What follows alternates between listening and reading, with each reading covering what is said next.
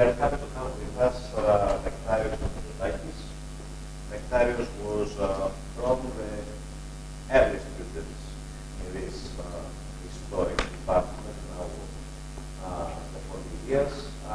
We're discussing and I realized that with the department now in registration numbers are fully grown, we definitely from Nektarios to now we have gone up an order of magnitude. We are around 4,000 registration numbers. Nektarios was in the 400 so I talk about that. So Nektarios got his bachelor's degree from here, from the physics department, also completed his PhD degree in the physics department of Crete. He continued, he worked on time-binding calculations, theoretical condensed matter. He worked also with Professor Economics, his PhD, and then continued to Bristol after his PhD and in Germany in Würzburg. In Würzburg first, Würzburg, University of Würzburg and then Berlin. And he is with the National Research Foundation in Athens. And we have to have him with us to talk about approximating electronic correlations with functionals of the one-body reduced density matrix. Very sorry. But before we start, first of all, we have to give him the degree again. Congratulations, Nektarios. And also I would like to give a gift to remind us.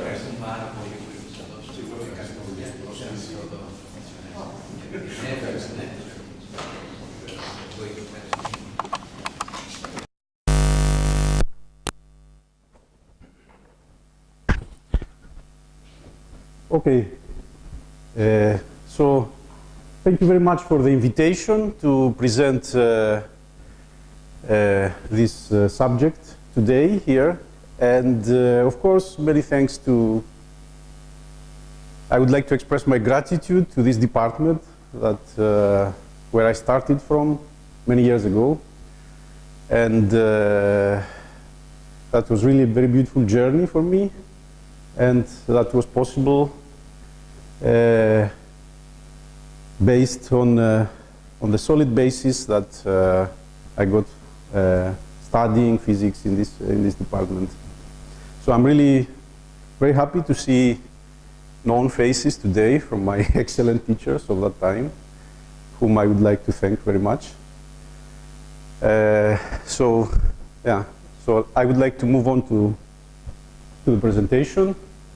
So this is actually a subject that is theoretical, entirely theoretical. I'm not going to show a lot of comparisons with experiments, but it's a subject I like quite a lot.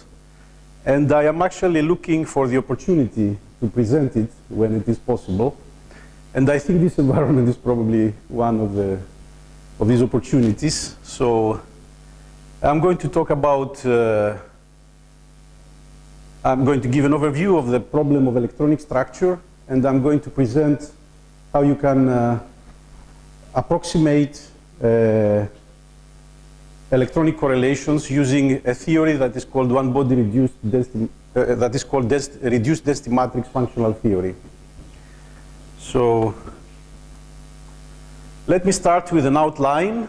So I'm going to start with a presentation of the theoretical electronic structure methods. So I'm going to give an introduction to density functional theory, also to Hartree-Fock and multi-configurational methods. And then I'm going to give a brief introduction on density matrices, the problem of n-representability. I'm going to show some functionals within this theory, the reduced density matrix functional theory. Also, I'm going to make a comparison with DFT. And finally, I'm going to show some applications basically on prototype systems, which means quite simple systems just to demonstrate the merits of this approach. So let me start, as usual for the talks of this kind, from the problem, which is the solution to approximate the solution of the electronic Schrödinger's equation, the Schrödinger equation for the electrons, where this psi, this is the Schrödinger equation, and this psi is, of course, a many body wave function, many electron wave function. And this problem, as you know, is equivalently expressed as a minimization problem, where the ground state of the system is the minimization of this, is given by, is the wave function that minimizes this quantity. So why do we need the ground state wave function or any wave function? The reason is that we want to calculate expectation values of observables, like this one, for instance, where A is an operator. Now, the thing is that this many-body wave function contains an enormous amount of information. So to give an example, let's think about, for example, the argon atom. Now, the argon atom has 18 electrons. So we would have 18 times 3 coordinates, let's say half of them, just because we can consider the spin compensated state. So we have 27 variables. Now let's imagine that you do a discretization, that you are using a grid, and that grid is not so good. You just use 10 entries per variable, which is a relatively poor description. That means that you need 10 to the 27 entries, which if you do the calculation, you would need to store something like 10 times 4 to the 27 bytes on the computer. So you would need SSDs that I assume that you have 1 gram per terabyte. You would need something like 4 times 10 to the 12 kilograms of disks. So this is an enormous amount of information even to consider. Yeah. So of course, this is not the way to do it. You would never do something like that. You would try to express your many-body wave function in a more clever and more efficient way by expanding it in Slater determinants of orbitals in some basis space. Okay, but this example is to just show that probably we don't need psi if we want to calculate expectation values of observables. It contains too much information that probably is not necessary. So in this presentation, we will use density matrices instead, which I will show you later. And that was actually what is called the Coulson's challenge. From the early days of quantum chemistry, they were actually thinking that maybe we could replace the description of quantum systems based on wave functions and use instead reduced density matrices. So let me give a brief overview of the electronic structure methods that are used today. So first of all, we will restrict ourselves to the Born-Oppenheimer approximation, which means that you can separate the electronic from the nuclei problem, and that is due to the fact that the nuclei are much heavier. And we go one step farther. You not only separate these two movements, but you also assume that the nuclei are classical. Most of the electronic structure methods are dealing with this case. There are, of course, cases that you have to go beyond that, but okay, that's another story. I'm not going to focus on that. So what is the purpose of electronic structure methods is to solve the electronic problem, the electronic quantum problem. So the targets is first to describe known materials, known properties of materials, but also to predict. These are the two targets, to predict new materials and novel phenomena that can happen in several materials. So the basic methods, Hartree-Fock is probably a central method in electronic structure theory. And in this method, we assume that the many-body wave function is simply a single Slater determinant. And here in all these methods, I have in parentheses what is called the scaling of this method, which tells you how much, if you double the size of the system, how much more demanding is the calculation, for instance. So the lower this exponent, the more efficient the method. And of course, you see that Hartree-Fock scales as the size of the system to the fourth. So if you double the system, the computational time that you would need to do the same calculation would be 2 times 4 to the power of 4. Now there are, beyond Hartree-Fock, there are what is known as post-Hartree-Fock methods, which are basically multi-configurational methods, that you expand your wave function in more than a single Slater determinant. And for instance, such approximations is the full CI, MCSCF method, CAS-SCF. Okay, first of all, it's the full CI that you expand your wave function in all possible Slater determinants, and then you are trying to make it as more efficient as possible. So you have to do some kind of truncation. And these are different ways of doing this truncation. And another method that you are trying to go beyond the single Slater determinant are the coupled cluster theory, where you create, where you act on the single Slater determinant of Hartree-Fock by an operator that is creating excitations. And then apart from these methods that are actually the methods of quantum chemistry, you also have methods that are based on functionals. And here I have to mention density functional theory that also scales as n to the 4, like Hartree-Fock. And reduced density matrix functional theory that scales as n to the 5. So starting this presentation, I will start from density functional theory. So density functional theory is based on the theorem by Hohenberg and Kohn that guarantees that the total energy can be written as a functional of the electronic density. And this functional is here. So, of the ground state, for the ground state, yes. So what is the environment that the electrons live? That environment is built by the nuclei or any other external potential. And that part is here. So this external potential is the potential of the nuclei or any electric or magnetic field.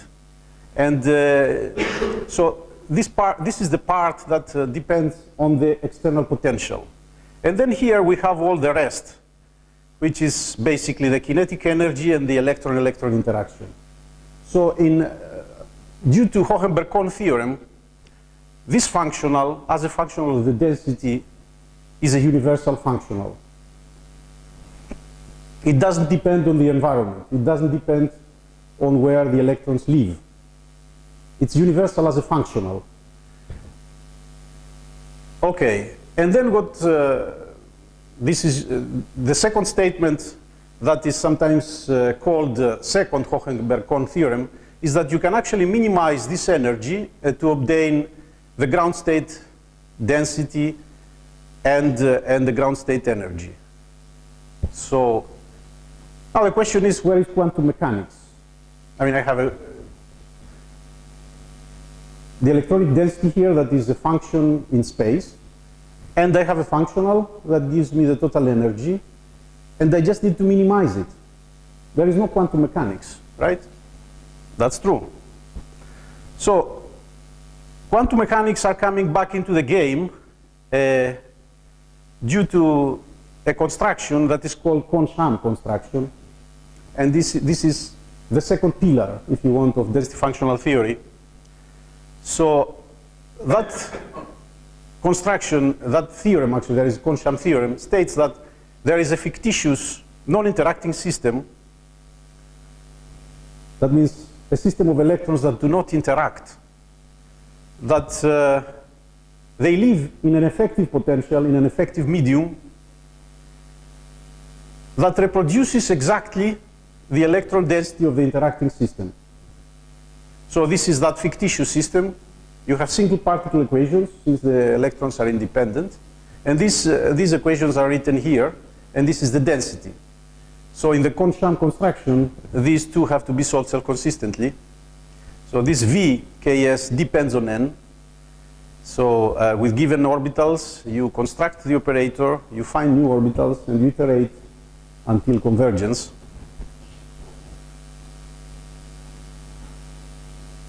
And you can write the total energy of the non-interacting system in this way. Now, what do we have here? This is the kinetic energy of the non-interacting system, not of the interacting.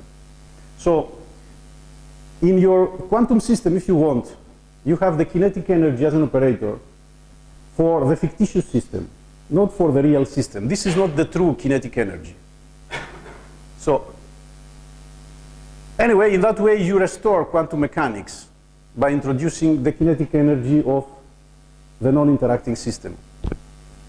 And of course, as a consequence, all the contributions that you have from the true kinetic energy, they enter in this sack.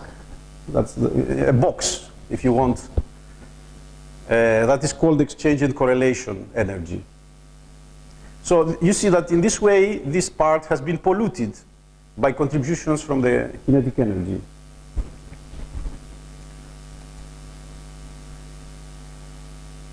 So what is called a functional in DFT, when we say functional, we actually mean different approximations of this EXC.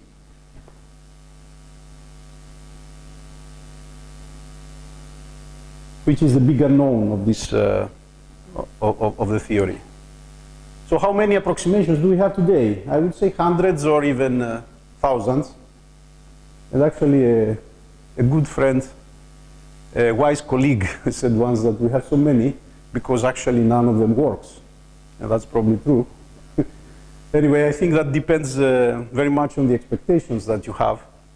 So in any case, there are many approximations in density functional theory that you can group them in several groups here. For example, you can have the local density approximation where the energy density in space is local. It depends only on the density at that point. And then you have GGA's generalized gradient approximations that it also depends on the gradient of the density at that point. So it's not local really, it's just a pseudo non-local. You take the non-local effects in account by just considering functional also the gradient of the density. And then you can have hybrid functionals that were invented by chemists who like to mix things. So these are actually functionals where you mix a pure density functional approximation with Hartree-Fock. And these are called hybrid functionals, like for instance this B3-LIP, that is probably the most known. And then you also have meta-GGA functionals that they also depend on the Laplacian of the density. So they are actually functionals, if you want, of the kinetic energy density. Now, density functional theory is the workhorse in electronic structure theory. There are hundreds of thousands of papers. For example, if you search in ISI for DFT, you are going to find, as a topic, you are going to find 120,000 hits. So it has to be useful. However, a big problem that the chemists had to adopt this theory is that it's not variational.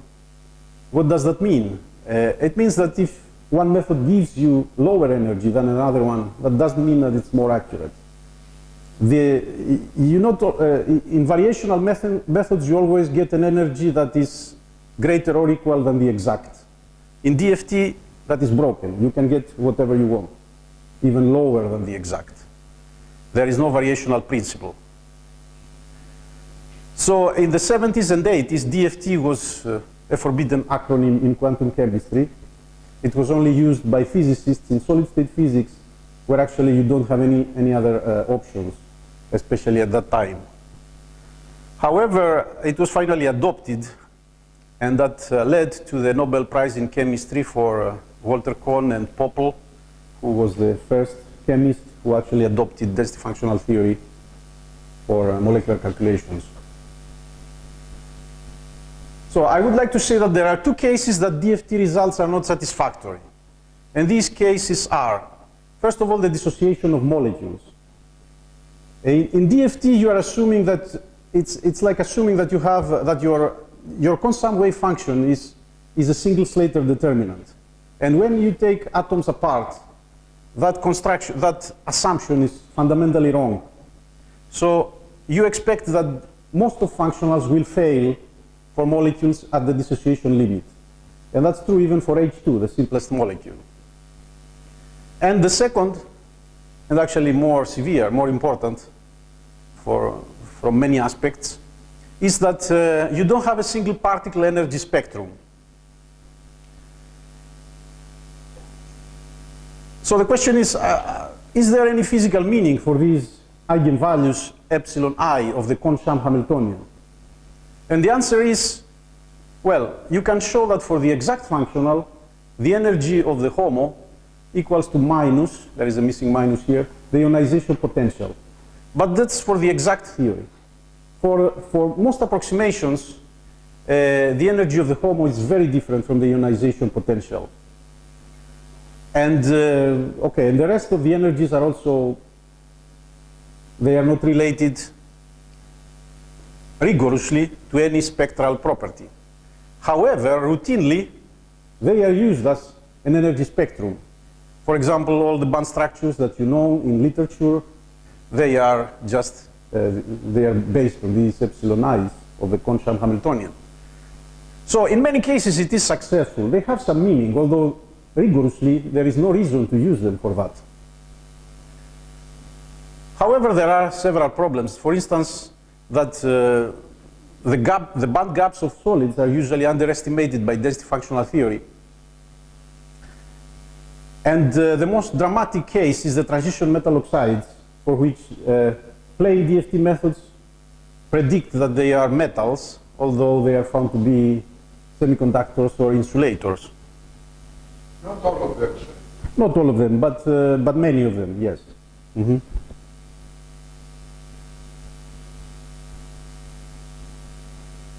Okay, and now I'm moving to Hartree-Fock. In Hartree-Fock, the answer, as I said, is that the wave function is a single Slater determinant.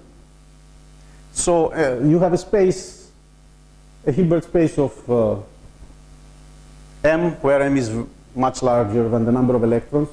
And out of them, you select N, and you build this Slater determinant. And then you minimize this quantity. Yes? So that's where Hartree-Fock is based on. And if you do that, for spin-compensated systems, that's a good exercise if you want to do it. You will end up with these integral differential equations that you have to solve cell-consistently. You assume, you use an initial guess for the orbitals, and you solve this eigenvalue problem, and then you iterate until convergence. Now, in Hartree-Fock, you have, this is the external potential, as I said, which means the potential of the nuclei or electric fields or whatever you might have. And then this is the Coulomb repulsion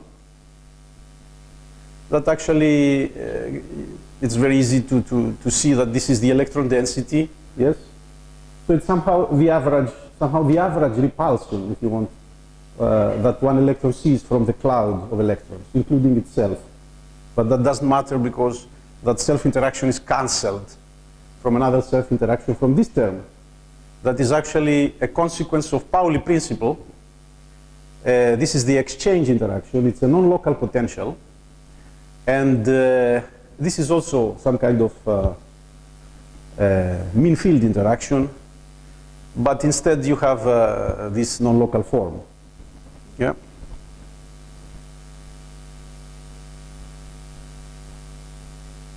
And the energy, you can write it in this form for spin-compensated systems, where again you have these integrals. Now this expression here, I can write it, there is a reason I'm writing it in this way.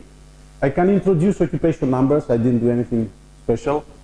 And these occupation numbers are 0 or 1, and I have an expression like this. I'm writing it in this way because later I will allow these occupation numbers to vary.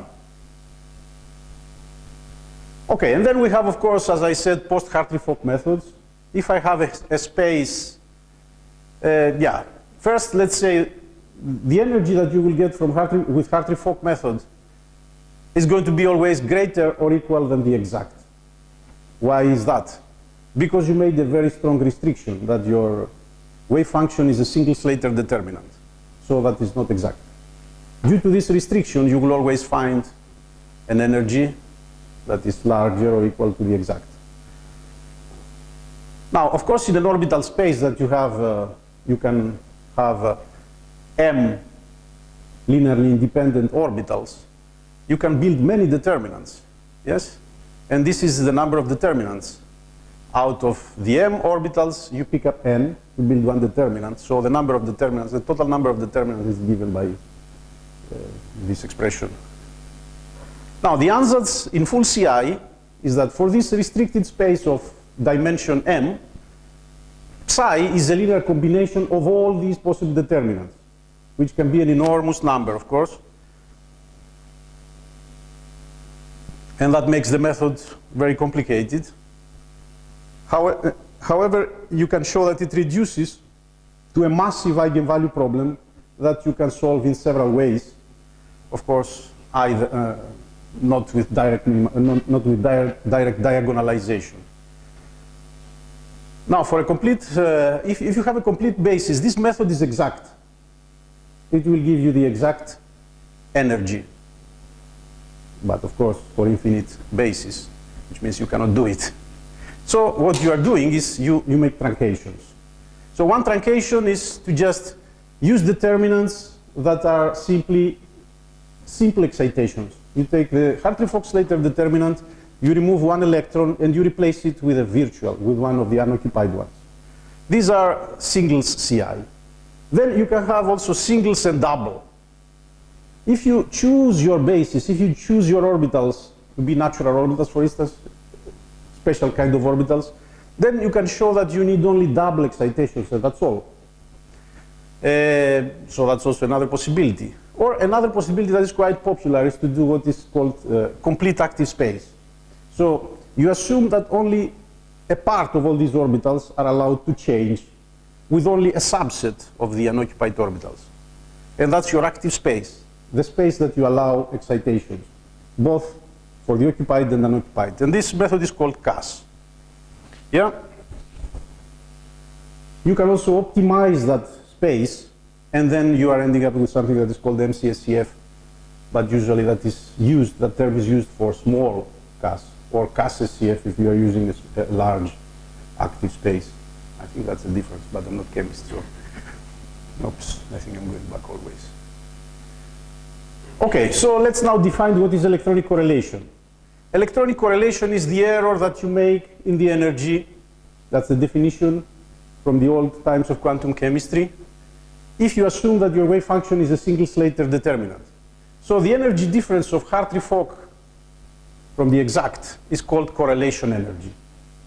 That's a good way to define correlation. And of course, as I said, in quantum chemistry, you have variational methods. If a method gives you for the same system lower energy than another method, that means that this method is better, because that is always an upper bound of the exact energy. So the lower you get, the better your method. And if you have the ideal method, you will get the exact answer. Okay, and now I move to, you can classify correlation as dynamic correlation or static correlation. Dynamic correlation is the error that you make from the mean field approximation, from the fact that actually the electrons are not distributed in space, and an electron does not see the cloud as the source of the potential, but it sees actually point charges, which is the electron, the other electrons. Now, the error that you make from this, that you ignore the movement of the electrons as particles, is called dynamic correlation. Now, this is not so severe error. That means that the Hartree-Fock is qualitatively a correct approximation. If I take the coefficients of all the Slater determinants in the CI expansion, then the largest coefficient is going to be on this determinant. This is probably 0.9 or close to 1. And the rest is just to build up this dynamic correlation. And it's also very hard to converge. Yeah? It's very small quantity, but hard to converge. You need a lot of determinants. Now, the static correlation, on the other hand, is more severe error. This is a strong correlation. And it is due to the fact that in many cases, the single Slater determinant is a completely wrong approximation as a starting point. You cannot have a single Slater determinant. And in that case, if I do the CI method, for instance, I would find, let's say, more than 1, 2 or 3 or 4 Slater determinants with similar size coefficients. So just selecting one of them is the wrong assumption. And of course, all this error I make is now fundamental, is more severe. And that's why, and this is called static correlation. Yeah. Now, where is it? Where does it show? It shows usually when you are doing dissociation of molecules, even the simplest, H2, and I'm going to show you that now. Or when you have degeneracies or close degeneracies. Like, for example, the beryllium atom is a case like that, where you have, in that case, I think they call it non-dynamic, but it's the same idea, basically. However, there is no rigorous distinction of static and dynamic correlation. It's all correlation in the end. There are some efforts, and this is one, to classify how to find quantitative criteria of how more dynamic or more static is the correlation that you have. So this is an example, the simplest molecule, which is H2. Now, at the equilibrium, one Slater determinant is fine. It's a good approximation.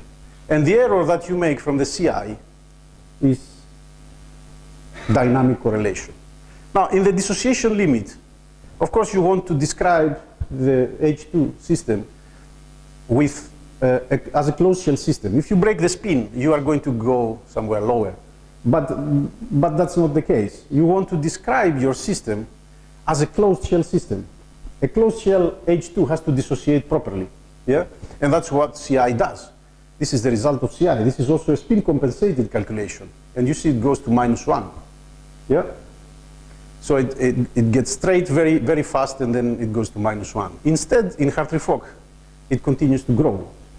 So all this error here is static correlation. It's due to the fact that the wave function here would be better represented as 2 Slater determinants and not 1. So by using only 1 Slater determinant, this is the error that you make.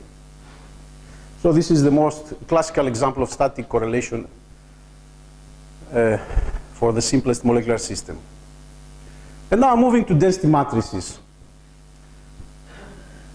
Now, what is the n-body density matrix as it is called? If I have the many-body wave function, then I define my n-body density matrix by this equation. And then I can reduce it by doing integrations. I remove coordinates, if you want. I make it simpler. So this is the definition of the p-order reduced density matrix. Yeah? And of course, there is a recurrence relation that connects the density matrix of p-1 to the density matrix of order p.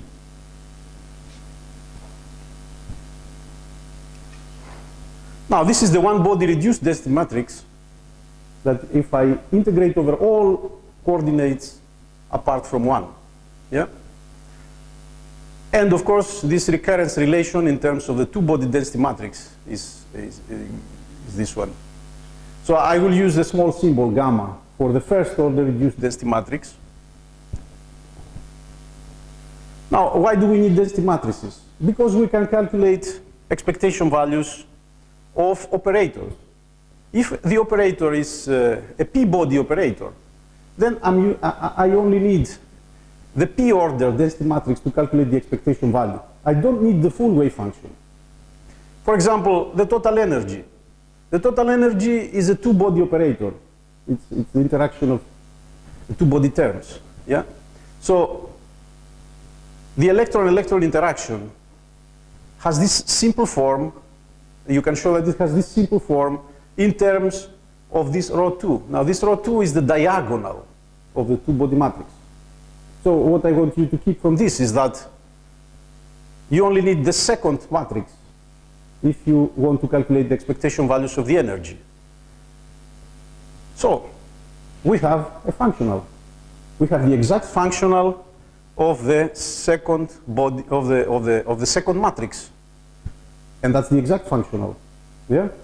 So why don't we minimize that functional and solve our problem? Why do we need anything else than that, since we have the exact functional? The problem is called n-representability. In that minimization, you have to guarantee that the trial functions that you are inserting there and you want to minimize, they correspond to a many-body wave function. Otherwise, you are doing nothing. And that's actually, they tried that and they failed. They found that this functional is not bound unless you impose what is called n-representability conditions. These are the conditions that guarantee, for example, that this matrix corresponds to a many-body wave function. The problem is that for the second-order matrix, you don't know all of them. You know several necessary n-representability conditions, but these conditions are not sufficient. You don't know all of them. Or even if you know, some of them are not easy to impose. That's also another problem. Anyway, so you cannot really solve the many-body problem in this way exactly. And the reason is that you cannot impose the n-representability. However, there is a lot of work also on this subject. And that's basically the work of David Mazziotti of the University of Chicago. He did a lot of work on two-body reduced density matrix. Instead, for the first-order density matrix, you have what is called the ensemble n-representability conditions. What does it mean, ensemble? Ensemble means that these are the necessary and sufficient conditions to guarantee that your one-body matrix corresponds to an ensemble, a mixture, if you want, of two pure state n-body density matrices. Yeah? It still does not correspond to a single wave function, but it corresponds to a mixture of density matrices. And that's okay, because, for example, in the ground state, you can only have degeneracies that are trivial. So, and of course, you will get the exact energy. So if I can have a functional of the one matrix and impose the ensemble and representability conditions, I'm fine. I'm going to find the ground state, or I'm going to find the whole space of degenerate ground states. That's not a problem. So for the one matrix, I can write the one matrix in this form. This is the most general form in terms of its eigenvalues and its eigenorbitals. So these orbitals are called natural orbitals, and these eigenvalues are called natural occupation numbers. And what do these conditions of Coleman tell me? They tell me that the natural occupation numbers are between 0 and 1, and that they sum up to n. This is for fermionic systems. So they are a reflection of Pauli principle again. Yes? The occupation has to be between 0 and 1. Yes? When you do independent electron cases, they are exactly 1 or 0. Yeah? The summation, let's say, summation for spins as well? Yeah, this is a combined spin and index. Yeah, the spin is also absorbed in J. Yes, that's right. Yes.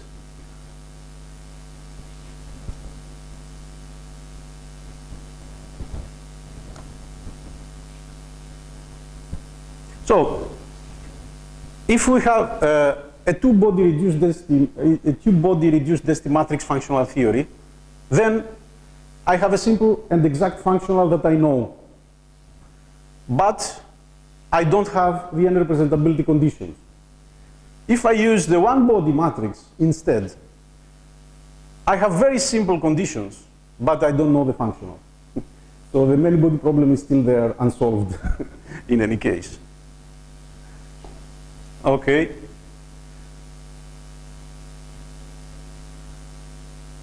Yeah, from this I would only like to mention that there is recent work about how to construct not ensemble state and representability conditions, but pure state and representability conditions by this mathematician.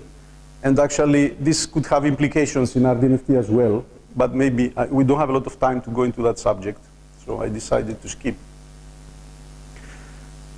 Now, the foundations of RDMFT. Like the Hohenberg-Kohn theorem, in the reduced density matrix functional theorem, you have an equivalent that is called Gilbert's theorem. And if you have a pool of all ground state wave functions in one side, and all the one-body density matrices for the ground states in another, then there is one-to-one correspondence between them. Yeah?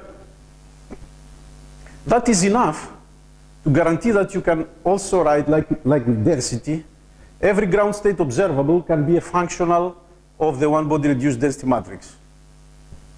Yeah?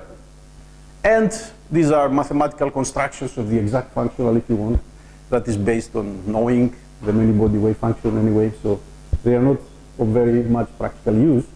However, these are, in these two papers, for the pure state unrepresentable gammas and for the ensemble state unrepresentable gammas, the definition of the exact functionals, if you want. Now, let's try to write the total energy as a functional of the one-body reduced density matrix gamma. One advantage compared to DFT is that for the kinetic energy, you can do that, and it's this one. So this is the kinetic energy in terms of gamma. The interacting electrons' kinetic energy. This is the true kinetic energy of the system. If I know gamma, I know the kinetic energy. Yeah? Which you cannot do it with density. If I know the density, I cannot find the kinetic energy of the system. And this is, again, the energy due to the interaction with the nuclei. Now, as I said, this electron-electron interaction is an explicit functional of the two-body density. However, I can also cast it in two terms, a Hartree term and an exchange term, a Coulomb term, if you want, and an exchanged correlation. And for the Coulomb term, I can write the usual expression. This is the Coulomb repulsion of the electrons. And the remaining, I can also call in the same fashion as DFT as exchanged correlation energy. So, of course, an obvious way to construct functional.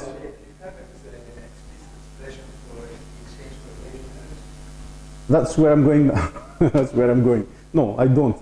If I had, then that would be the solution of the many-body problem that apparently we don't have. So we can only make approximations. Yeah. So I will show you some. So the obvious way to construct a functional is, for example, is to write this ρ2 in terms of gamma. Yes. Since you have the exact functional in terms of ρ2, you only need to express ρ2 as a functional of gamma. For example, in Hartree-Fock, you can do what is called the Hartree-Fock reconstruction. This is the Coulomb term, and this is the exchange. Yeah. So the electron-electron interaction that goes in these two density has this simple form. Or you can make another one that is called the Müller reconstruction that has this form. You say it's the same as the Hartree-Fock, but you replace this gamma with G. And what is this G? It's the same as gamma, but instead of n's here, you have the square root of n's. Yeah? It's a very simple functional. It's like DFT. Like Hartree-Fock. So, this is the Hartree-Fock functional in RDMFT if you want. It's the same, but instead you have explicitly the occupancies here. So what if I try to minimize this under the ensemble and representability conditions?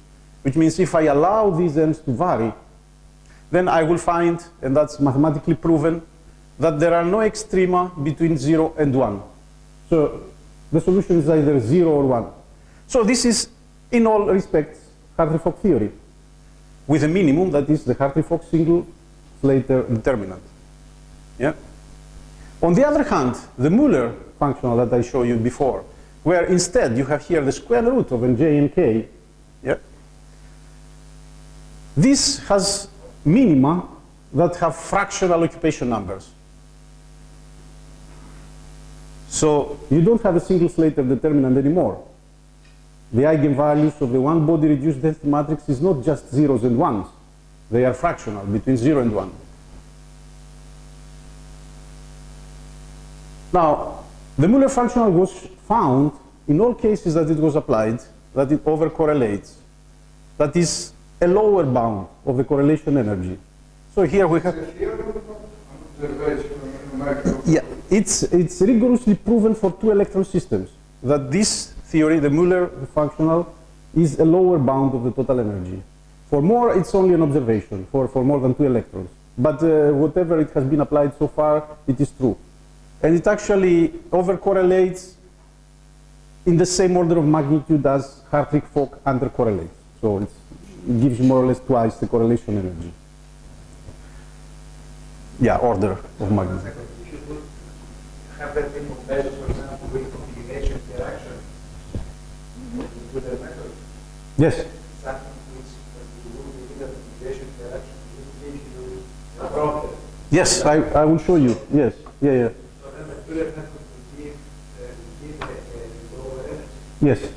Mm-hmm. And that's wrong because It's also wrong, but yeah, it's a lower bound. Yeah, it's like Hartree-Fock is also wrong, but okay. So from that point of view, Muller functional is somehow central. Yeah, in the sense that okay, it's also very simple due to its simplicity and the fact that it's always overcorrelating. It has some special importance. Yeah. So we go to what is called the Muller type functionals. So you are trying to correct the overcorrelation.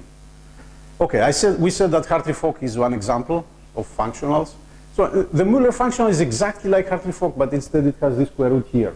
And you minimize it with respect of n by taking into account the n-representability conditions of Coleman. Another functional is this one where it's the same basically, but just remove the self-interaction terms. Another one is that this one that you replace the square root with the power. If you do that, a nice property that the Muller functional has is that it satisfies the sum rule that I was saying before that connects the second matrix to the first matrix. Now, of course, if you modify the square root and you go to something else, you break that rule, yeah? Especially in this case. Okay, these are some examples of functionals. And then a game started where you were replacing the square root with minus the square root or with just the product, depending on if the orbitals are strongly occupied or weakly occupied. It was a big game that actually improved the functional quite a lot. I will show you some results later. Another series of functionals is based on the reconstruction of the exact two-body density matrix in terms of the first. And these are called PNOF. And I think right now we are up to 7. For example, PNOF5 is something like a complicated formula, it doesn't matter. Then another special functional that is actually exact for 2 electrons is the functional of Levdin and Schul. In this, all the electron-electron interaction is replaced by this simple form. These are exchange integrals, the square root of the occupation numbers, and these f's are just phases that they take a value of either 1 or minus 1. Usually, this f1 times fj is equal to minus 1. Anyway, if you minimize this with respect to, in principle, with respect to the phases and the occupation numbers separately, you will always get the correct answer, the true ground state of the system for 2 electrons. Yeah, this is another class of functionals. This is APSG. I don't want to spend a lot of time in technical details. So how do you minimize a functional like that? as we said, you can minimize something like this by using the technique of Lagrange multipliers. The problem now is that you have to do two minimizations. A minimization with respect to n's and one with respect to phi's. Now, you have to have in mind that the minimization with respect to n's can be like this. There is no minimum between 0 and 1. Yeah? And then you have to pick up either 1 or 0 if it was the other way around. So these states are called pinned states. So you can still have states that they have occupation 0 and 1, and a group of states that they have occupation that is fractional between 0 and 1.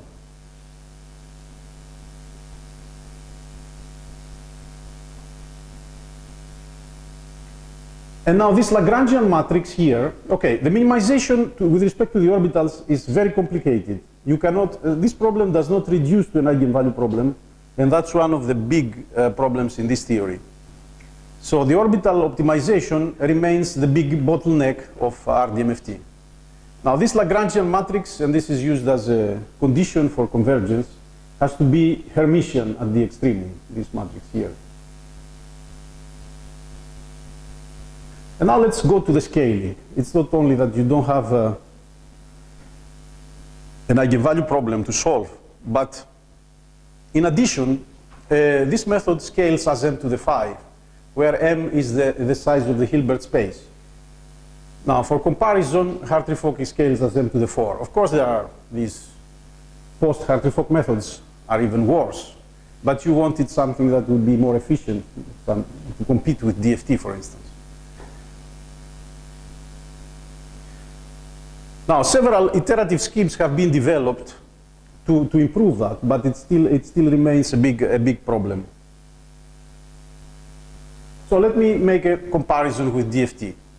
So similarly to DFT, it's not a variational method. We said that one principal functional, which is the Müller functional, overcorrelates. It goes below. So that tells you immediately that it's not a variational method. It should be above the exact. Now, the kinetic energy, and that's a big advantage, is a known functional of the one matrix. That is not a known functional of the density. Yeah? So in RDMFT, you don't need the Consham scheme because you have the exact kinetic energy as a functional. And that, of course, also has the disadvantage that you have to find other ways to build a single particle spectrum in RDMFT. I will show you how to do that later. Another advantage is that you don't have kinetic energy parts that pollute the exchanged correlation that you have in DFT. So it's, in principle, that makes it easier to build functionals. And another thing, I think probably the most important, is that in this theory you go beyond the single Slater determinant that you have in DFT or in Hartree-Fock methods. And in that way, it is easier, it's more natural to describe static correlations, systems at the dissociation limit. Okay, but of course, as we said, RDMFT is much less efficient. One is the scaling that is worse. And the other thing is that, in principle, all the orbitals are occupied. You cannot just say, I optimize only the occupied space and the rest I don't care, because they all have a fractional occupants. Unless, of course, you do something like what you do in complete active space, yet you restrict your space that you vary the orbitals and say, okay, I don't care about the rest. I only care about this subspace of 10 orbitals, and I only optimize these. You can also do that. But in principle, you have to vary more orbitals than what you would do if in DFT, for instance, or in Hartree-Fock. And of course, what I said before is that the orbital minimization does not reduce to an eigenvalue problem. So it's much more complicated, much more demanding. So for routine calculations that DFT works, like structural optimization, I would never use RDMFT. Yeah. So is it still useful? Yeah, I think it is still useful for systems that you have strong correlations, like molecular dissociations, d radicals, band caps of systems. And in these systems, it can be useful given the right approximations. Because it can describe these systems in a more natural way by avoiding the restriction of the single Slater determinant. So let's see an example. This is the dissociation of H2. Yep, the black line is what you should get. This is the CI result with a good basis set. Yeah, and you see what I also showed before. This is Hartree-Fock here, and you see several approximations. You see that there are approximations that actually reproduce it quite accurately. Even the Müller. That's called BBC3. It's a post-Müller functional in the sense that it plays with this square root of an INJ with changing the sign and also the square root to just the product for depending on what kind of orbitals you have. So you see you can get it quite accurately. And actually there are more accurate functionals than this because this was modeled having H2 in mind, so it's very good for H2. But for other systems there is some difference, some error. But there are better functionals than this right now. Okay, but coming to the question before, you see that, for instance, if you compare with CI, you can actually get very close results very close to the CI. And yes, and here is the Müller that overcorrelates as always. However, the nice thing is that it also gets straight here. That should not go unnoticed. That means that the wave function is correct. That means that at the dissociation limit, you have 4 spin orbitals with occupation 1, 4 spin with occupation 1/2. And that's the correct behavior. That's also what CI gives you. Yeah? So the Müller functional gives you the correct wave function, the correct, not wave function, you don't have a wave function, the correct one-body reduced density matrix, although the energy is wrong.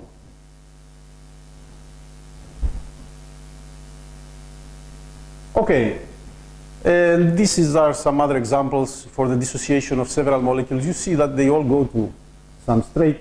That's the important point here, that you see this is a comparison, for example, with CAS-SCF here. The important thing is that the wave function is always correct. And this is a very, very hard case. This is the breaking of a triple bond, which is quite demanding. Okay, and this is another example. This is this APSG theory. It's also quite recent.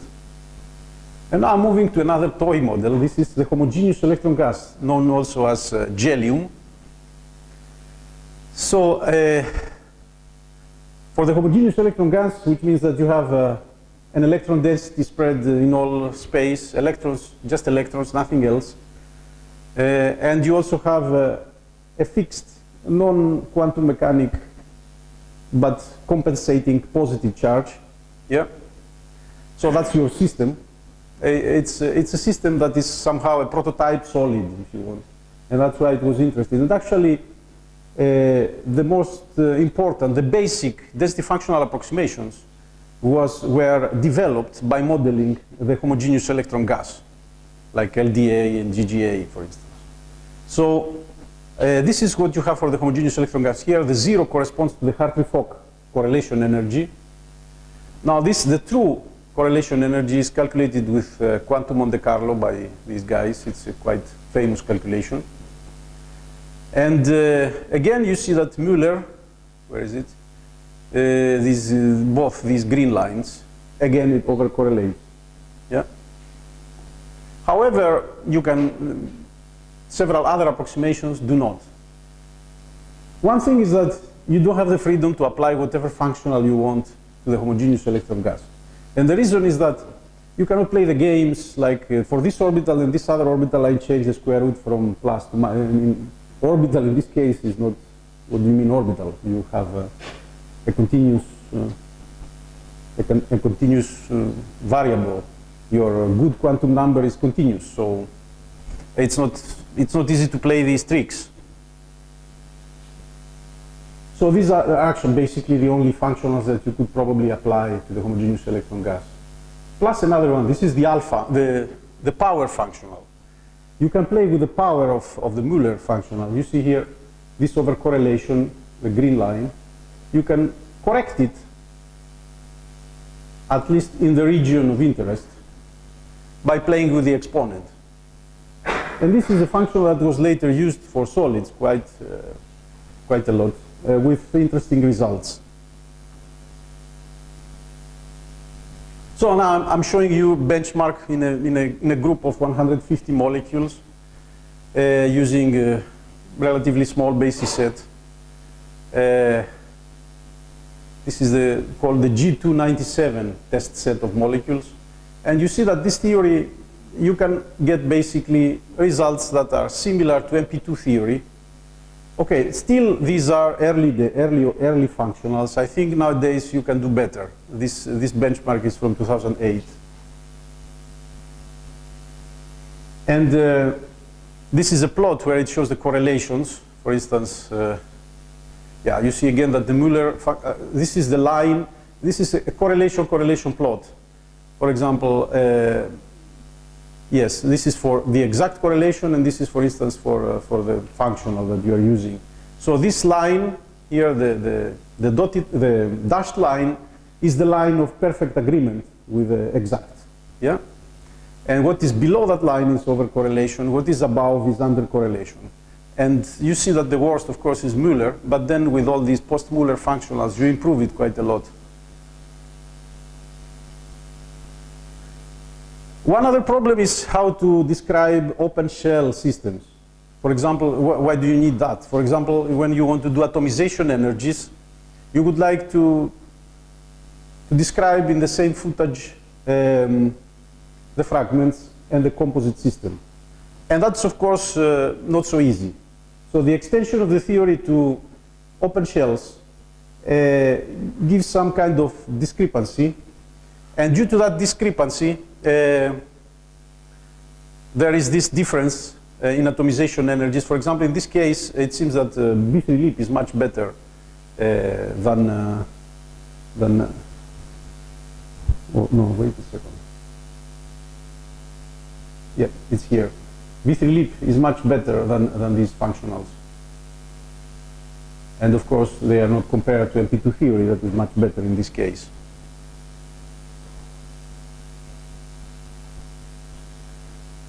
So since we don't have a Kohn-Sham system in RDMFT, how can we define single particle energies?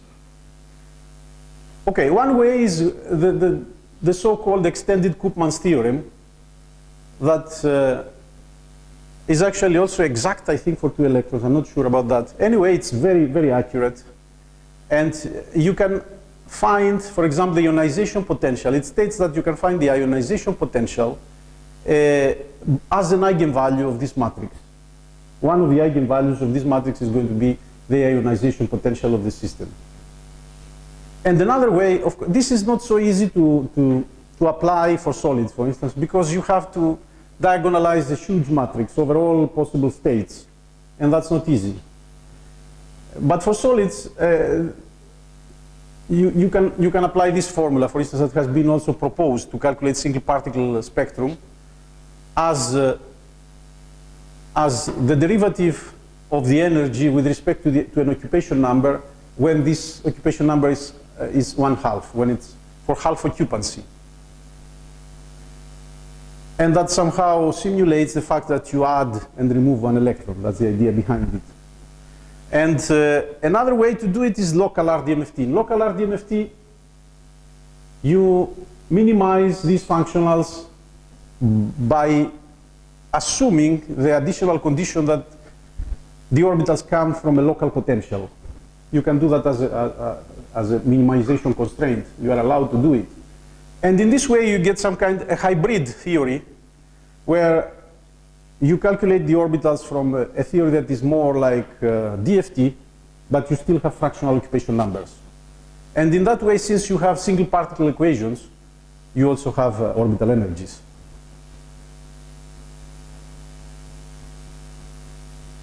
Okay. So in local RDMFT, it was quite surprising that you can get IPs accurately. For example, not only IPs, but also other orbital energies, they correspond quite well to peaks in the photoelectron spectrum. For example, this is for this molecule, I think it's naphthalene, or yeah, and this is for benzene.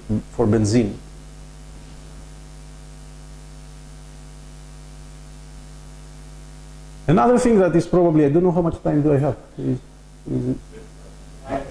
-5. So I have, maybe I should skip this. I would like just to say that in this theory, you can calculate the gap directly as discontinuities of this quantity here, of the chemical potential. For example, that was shown for finite systems that you can get the gap in that way, but also for periodic systems. So this is for solids. And you hear that you can get a reasonable gap in that way using the power functional and the discontinuity of this quantity as if you assume, if you cross an integer number of particles. And then also for solids, this theory was applied together with this derivative of half occupancy that I showed you before. And for example, this is the spectrum of manganese oxide. And for example, there is a region for alpha, for this functional, that you can get it with the correct band gap. Of course, and this region of alpha for sure is the same region, it coincides with the region that it was found from the homogeneous electron gas that more or less gives you the correct correlation energy of the homogeneous electron gas. Okay, and I think that's probably the last result. And I would like to conclude.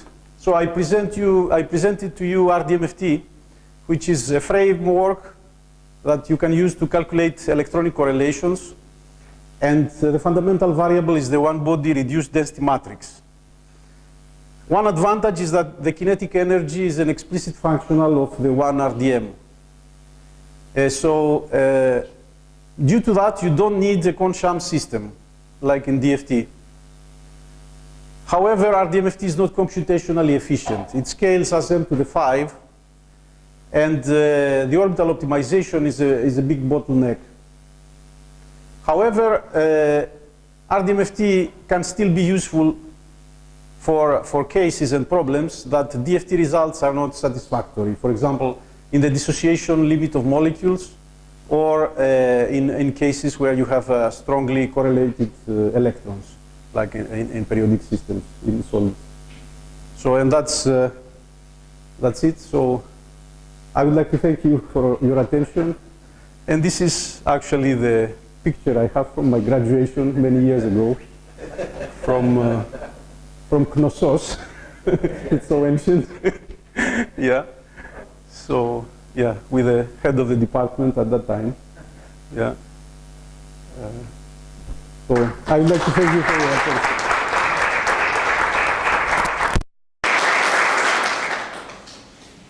Thank you, Nektarios, for the presentation. Questions?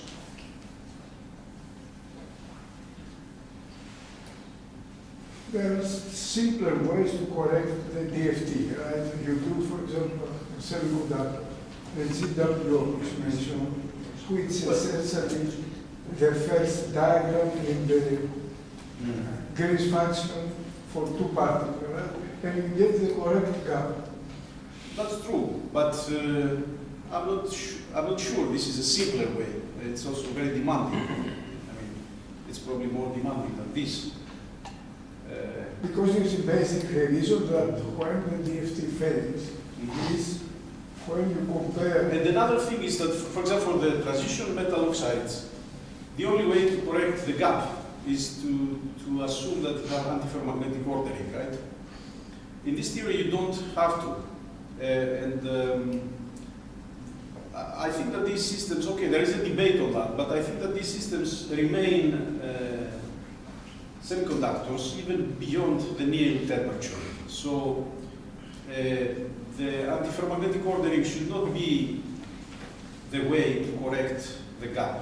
You should get them as semiconductors, even as paramagnetic.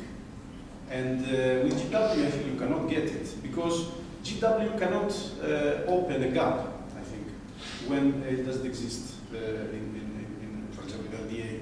If you get a gap, then it can correct it. But if it doesn't exist, then I'm not sure you can open a gap in the paramagnetic case. Now, if you go to antiferromagnetic case, then yes. But the antiferromagnetic ordering should not be the reason, the way to correct the gap, I think. Okay, but okay, it's just an alternative, and I think it's not. GW is also very demanding computationally. I think it's also, unless you do a crude approximation. That's what I think, but